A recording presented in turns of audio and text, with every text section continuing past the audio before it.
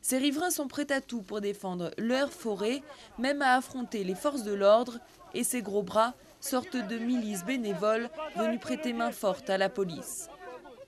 La forêt de Khimki, dans la banlieue de Moscou, va être coupée en deux par une autoroute.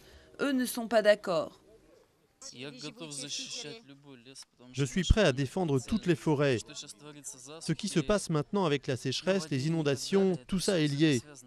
Cette forêt sera une goutte de plus dans la mer des catastrophes mondiales. Mais à la base, le mouvement n'est pas un mouvement de militants ou d'écolos convaincus. À la tête de l'association de riverains, il y a Evgenia Chirikova, femme d'affaires et mère de famille. J'ai 2 enfants en bas âge. Je veux venir me balader ici, préserver l'air pur pour eux. Et je n'ai pas d'autre forêt. Voilà, celle-là, c'est la dernière qui reste. Evgenia Chirikova n'avait jamais milité avant la forêt. Ce genre de combats locaux, ciblés et de proximité ne sont pas nouveaux, mais de plus en plus nombreux en Russie. On proteste contre l'abus de gyrophares par les fonctionnaires ou contre la destruction d'un immeuble. La société civile, longtemps réduite au silence, s'éveille doucement. Il y a un sens de l'indignation qui grandit.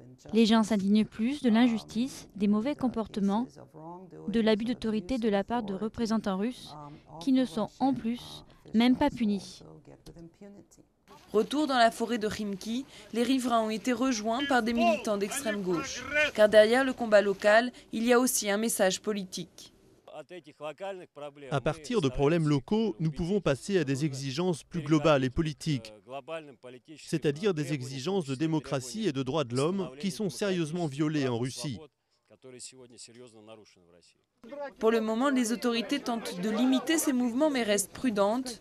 Dans la forêt de Khimki, on espère faire suffisamment de bruit pour alerter le sommet du pouvoir.